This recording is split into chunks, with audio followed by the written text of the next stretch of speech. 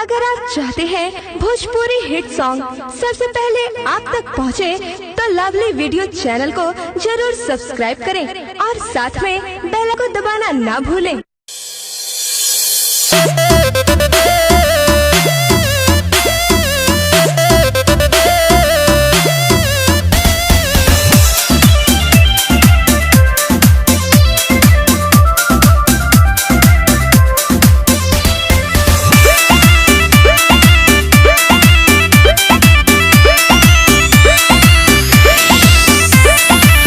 हमारे है संगे तू काइला बिया हवा,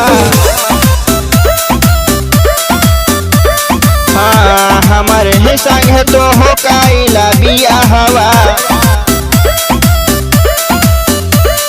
तोहरे दुआरे बहात हम मांगाब, तोहरे ही बाबू से कहा बिया है कि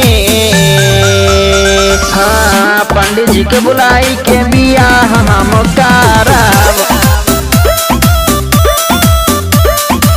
तू न बियाह करबू तो बोले हम माराब।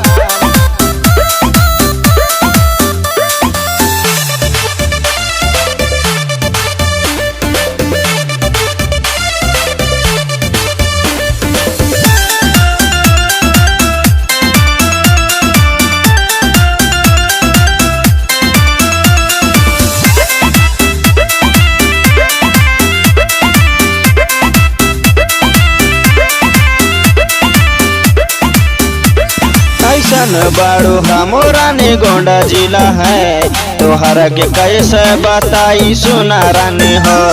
अब ही तो बानी हम कुआर बानी धनिया हो, तोहरा से कैले बयानी पा प्यार हम रानी हो।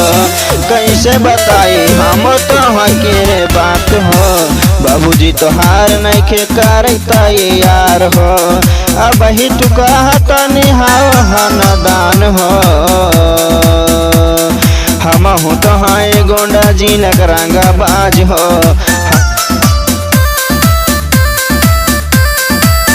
धोखा तो हो देले बड़ो राम पाने साध के,